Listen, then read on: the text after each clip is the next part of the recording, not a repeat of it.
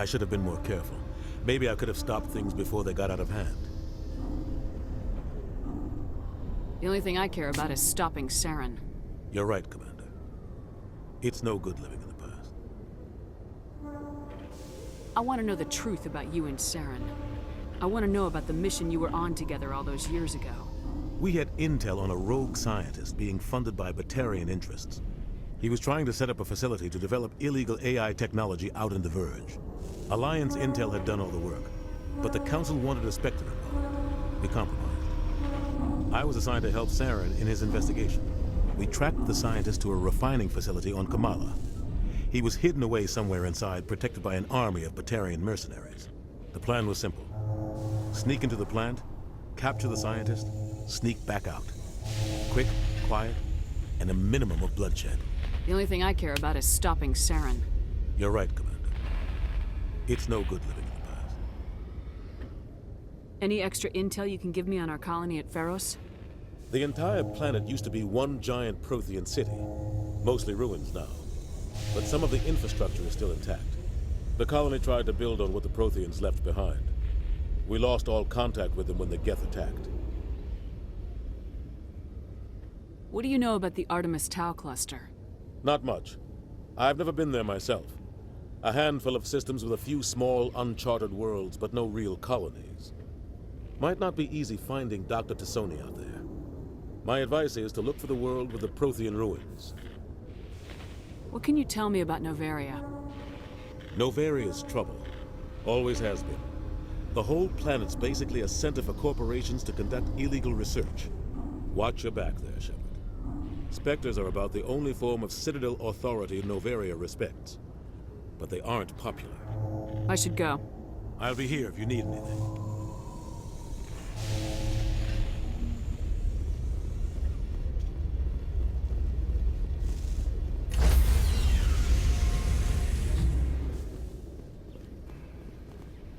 Stand by, shore party. Decontamination in progress.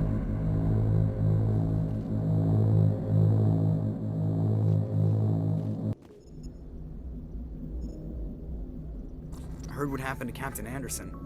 Survives 100 battles and then gets taken down by backroom politics. Just watch your back, Commander. If things go bad on this mission, you're next on their chopping block. Captain Anderson should be the one in charge.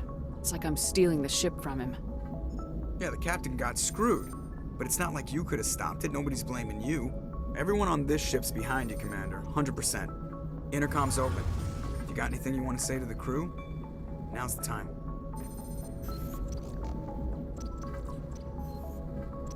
This is Commander Shepard speaking. We have our orders. Find Saren before he finds the conduit. I won't lie to you, crew. This mission isn't going to be easy.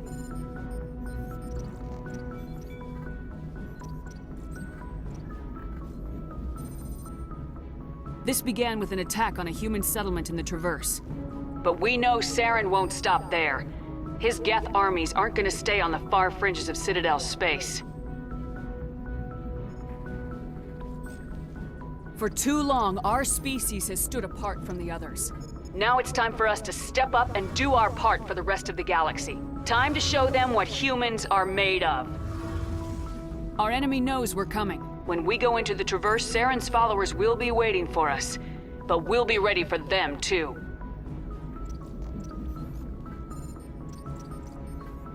Humanity needs to do this. Not just for our own sake, but for the sake of every other species in Citadel space. Saren must be stopped, and I promise you all, we will stop him. Well said, Commander. Captain will be proud. The captain gave up everything so I could have this chance. We can't fail. Yes, ma'am.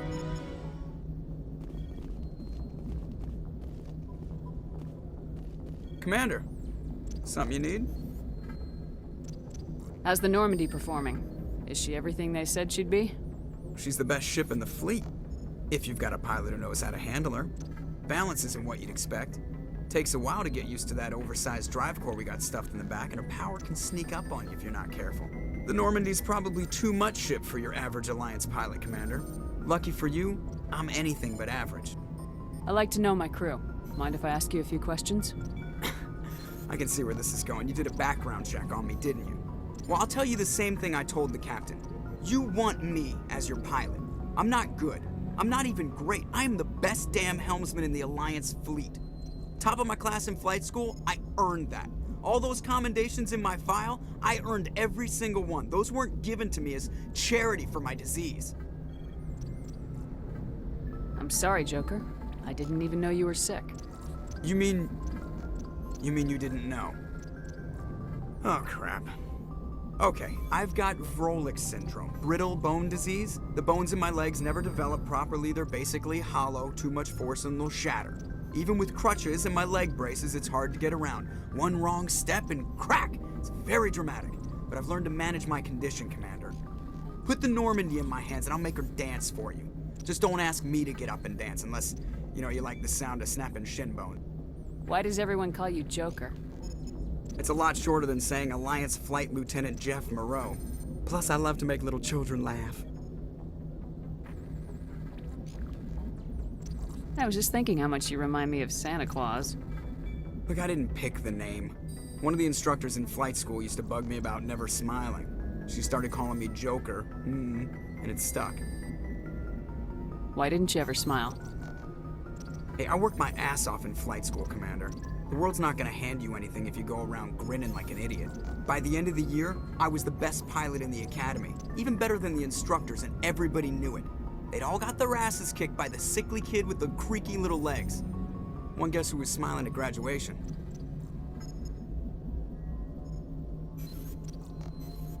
I need to know more about this Vrolik syndrome if I'm putting my ship in your hands. Yeah, of course you do. It's an extremely rare condition. Nobody knows exactly what causes it. Genetic, maybe. It's treatable, but there's no cure. They classify my case as moderate to severe.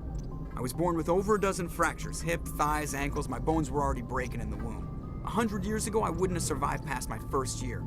Lucky for me, modern medical science has turned me into a productive member of society. I'm not trying to make you uncomfortable. Let's talk about something else. Whatever you want, Commander. I have to go. All right, see you.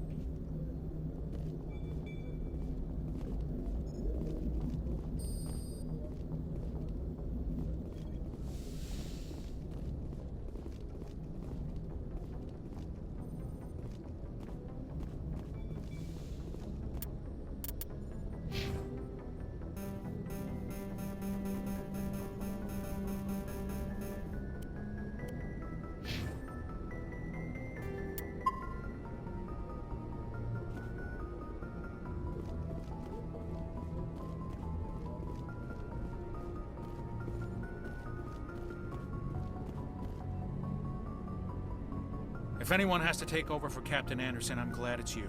I'm not sure about having non-humans on our ship, though. We're all on the same team here, Presley. With all due respect, ma'am, that's what they said about Nihilus. Look how that turned out. I'm in charge here, Presley. I decide if we have non-humans on this vessel. Yes, ma'am. Understood, ma'am. Speak freely, Presley. I want to know if you have a problem with non-humans. It's not that, Commander. Humanity has always handled its own problems. Saren attacked one of our colonies. We should be the ones to stop him. We don't need their help. Some people think asking for help is a sign of weakness. That's just being stupid and stubborn. No matter how strong you are, allies can make you stronger. I guess so. Maybe I'm just stuck in the old ways of thinking. But don't worry, Commander. This won't be a problem. How did you end up assigned to the Normandy? I signed up with the Alliance as a navigator right out of school. Following in my grandfather's footsteps, I guess. My first posting was on the Agincourt. We were one of the first reinforcements to arrive at Elysium after the Blitz hit. And those raiders were no match for an Alliance frigate. Of course, the only reason the colony was still standing was because of you, Commander. I can't believe you held out as long as you did. How'd you end up on the Normandy? I got my officer's commission after Elysium. Must have made an impression on the right people. Captain asked for me when he was picking his crew. Carry on, Presley. Yes, ma'am.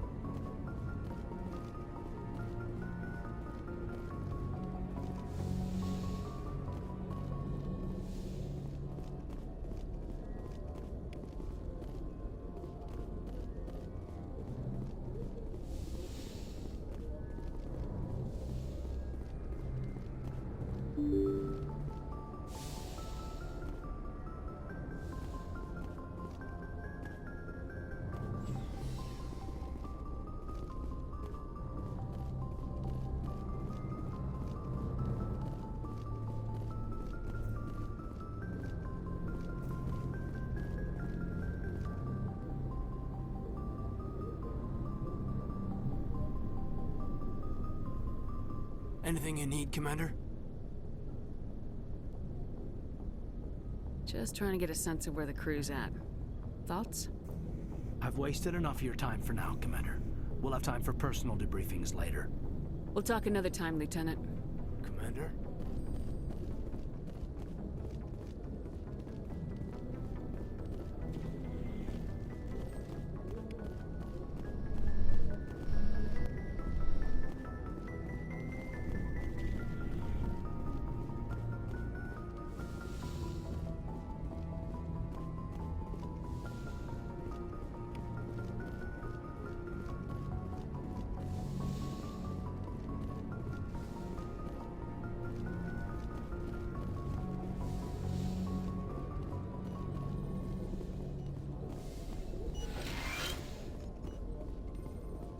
Yes, Commander? Is there something you need? How did you end up serving on an Alliance ship? I enlisted right out of med school.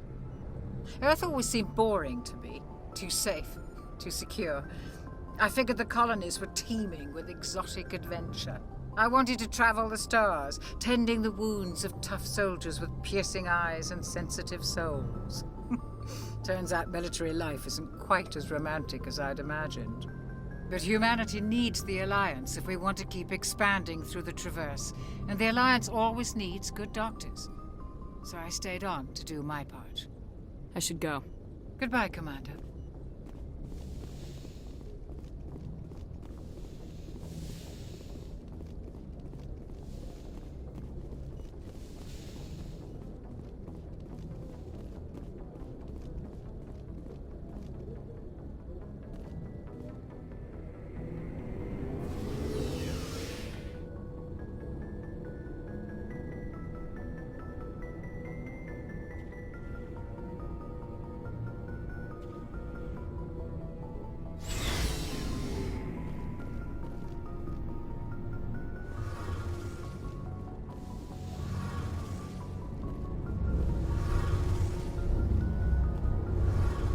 Hey, Commander, you know that Quarian, Tali? She's been spending all her time down here asking me about our engines. I'll tell her to leave you alone. What? No, she's amazing. I wish my guys were half as smart as she is. Give her a month on board and she'll know more about our engines than I do. She's got a real knack for technology, that one. I can see why you wanted her to come along. I figured she'd be a real asset to the team. You've got an eye for Tali, Commander, but I'm guessing that's not why you came down here. Fill me in on the IES stealth system. How does it work exactly? You can't hide a ship out in space. They emit too much heat and radiation. Too easy for sensors to pick them up, unless you find a way to capture those emissions. So our stealth systems trap the energy we give off in storage sinks built into the ship itself. No emissions to give away our location. Eventually the sinks have to be vented. More than a few hours silent running and they overheat. Cook us inside our own hull. There's no way for anyone to detect us?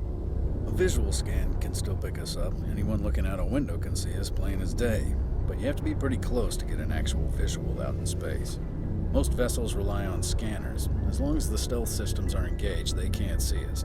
Not unless we accelerate to FTL speeds. Why doesn't it work with faster-than-light travel? Cranking up to FTL blue shifts our emissions, pushes them into frequencies too high to capture in the sinks. As soon as we make the jump, it's like setting off a flare. Sensors can pick up our location whenever we enter or exit FTL flight, but for short-range missions, our stealth systems are amazing, and we've got the only one.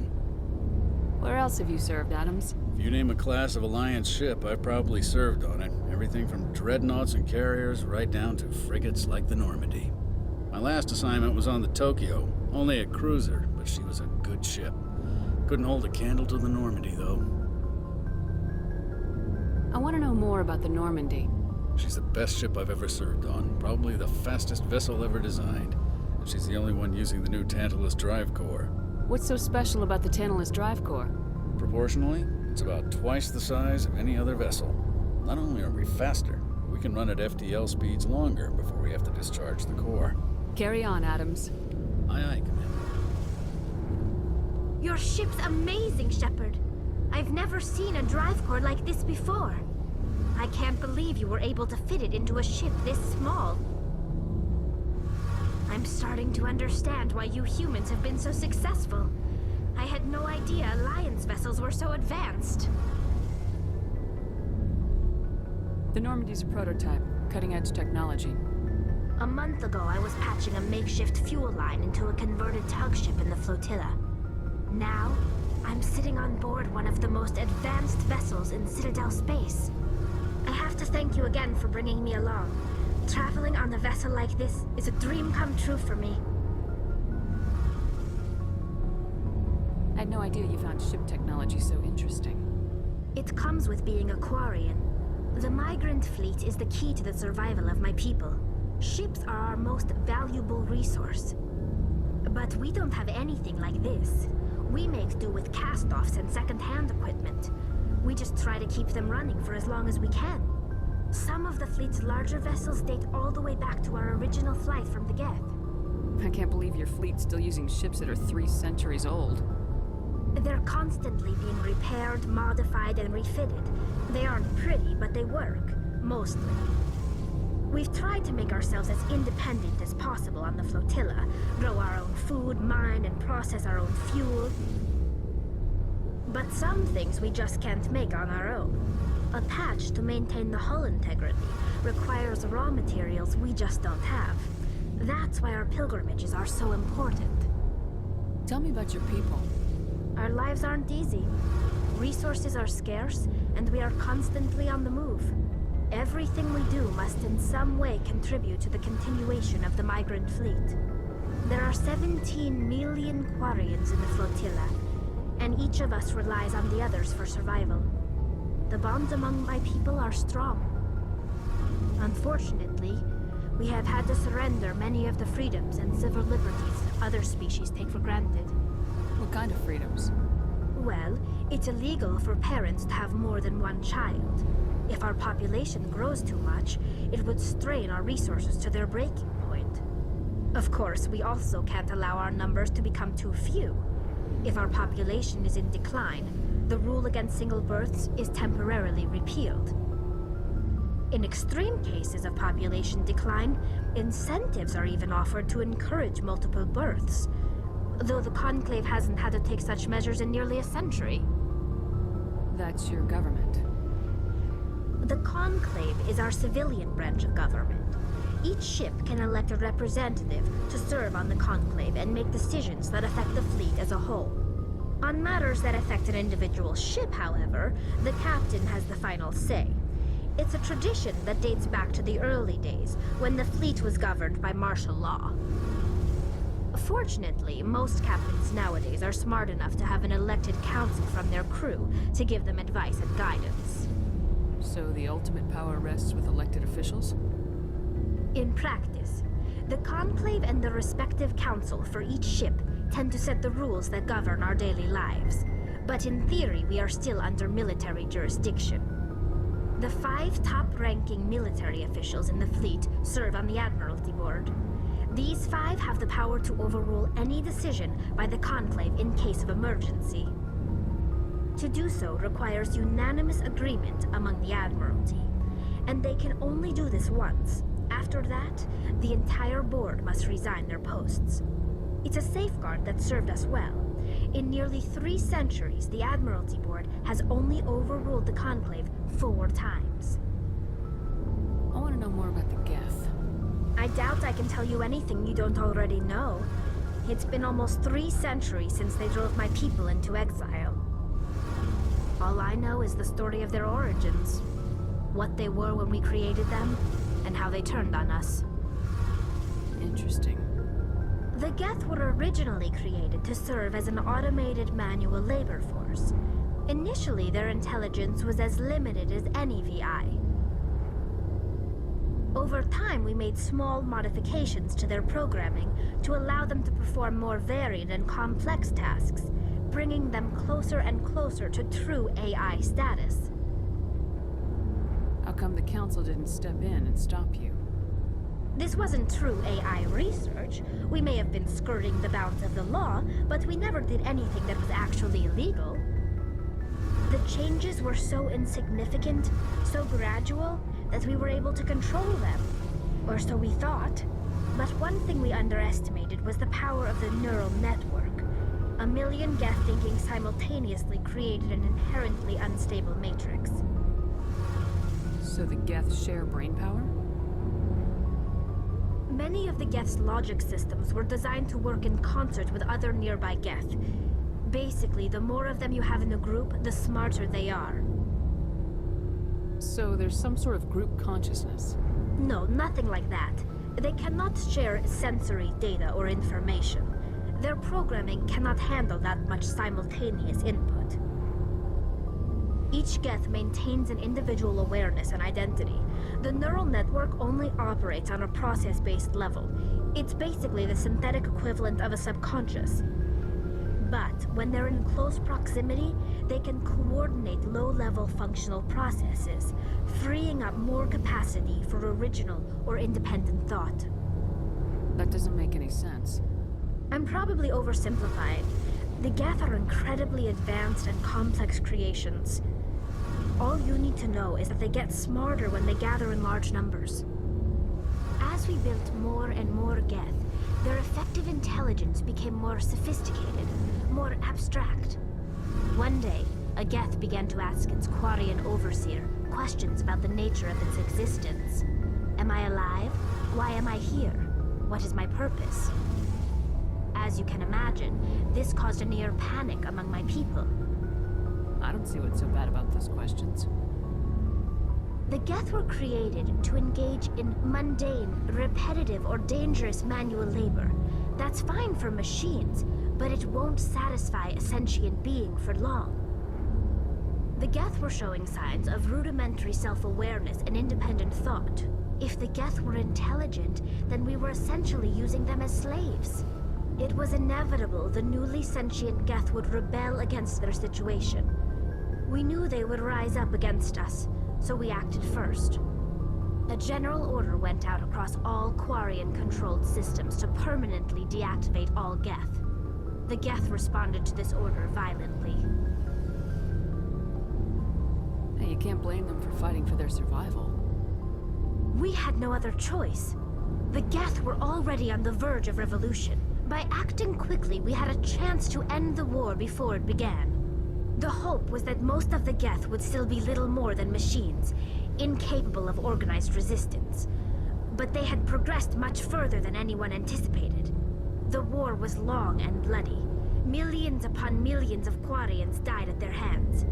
In the end, we were forced to flee our own homeworld. We feared the Geth would pursue us, but they never came beyond the Veil.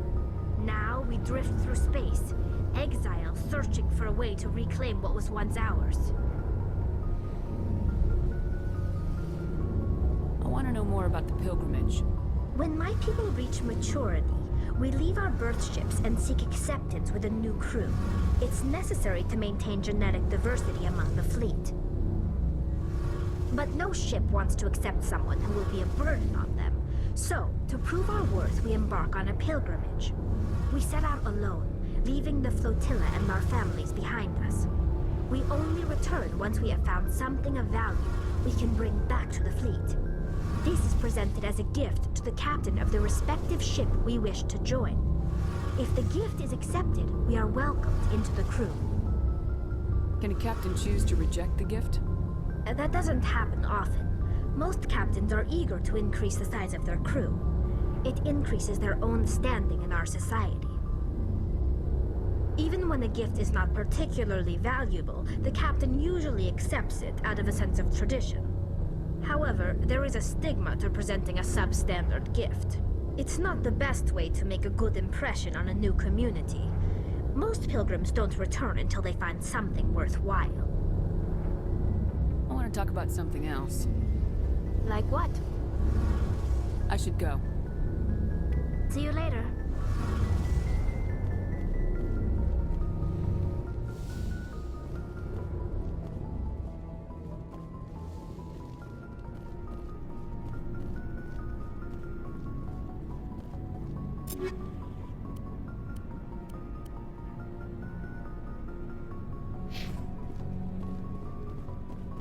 Commander?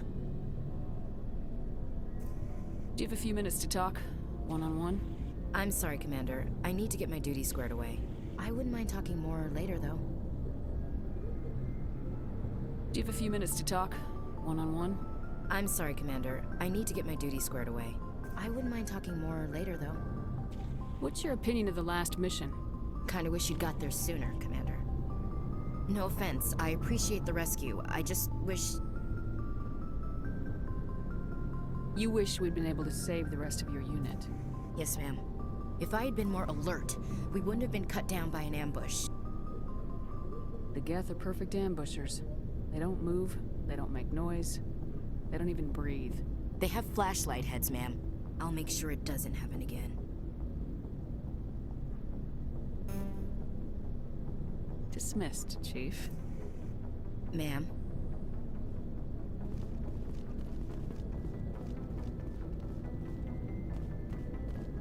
Thanks for bringing me on board, Commander. I knew working with the Spectre would be better than life at CSEC. Have you worked with the Spectre before? Well, no, but I know what they're like. Spectres make their own rules. You're free to handle things your way. At CSEC, you're buried by rules. The damn bureaucrats are always on your back. Being a Spectre does have its advantages. Exactly my point. If I'm trying to take down a suspect, it shouldn't matter how I do it, as long as I do it. But CSEC wants it done their way. Protocol and procedure come first. That's why I left. So you just quit because you didn't like the way they do things? There's more to it than that. It didn't start out bad, but as I rose in ranks, I got saddled with more and more red tape. CSEC's handling of Saren was typical. I just couldn't take it anymore. I hate leaving. I hope you made the right choice. I'd hate for you to regret it later. Well, that's sort of why I teamed up with you. It's a chance for me to get off the Citadel, see how things are done outside CSEC. Either way, I plan to make the most of this. And without CSEC headquarters looking over my shoulder, well, maybe I can get the job done my way for a change. As long as you do your job well, you're free to go about your business as you see fit. Thank you, Commander.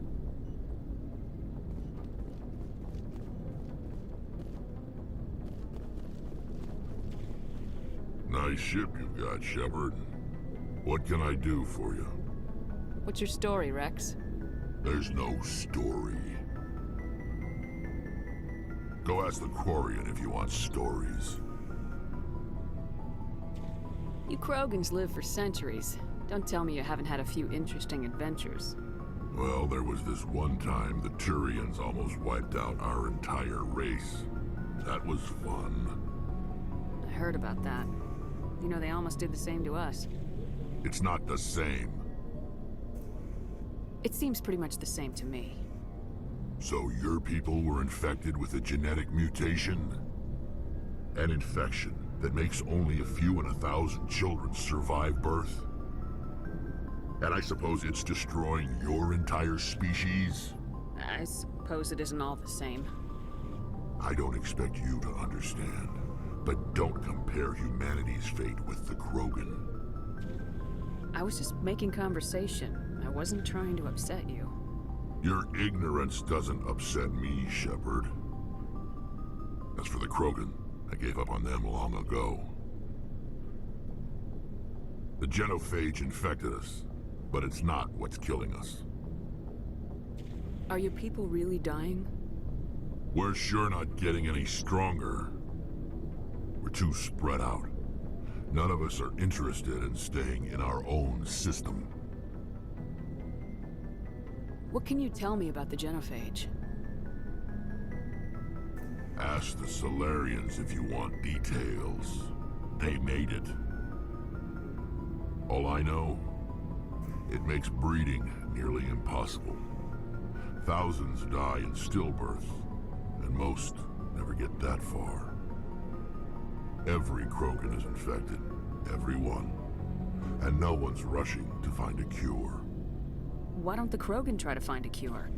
When was the last time you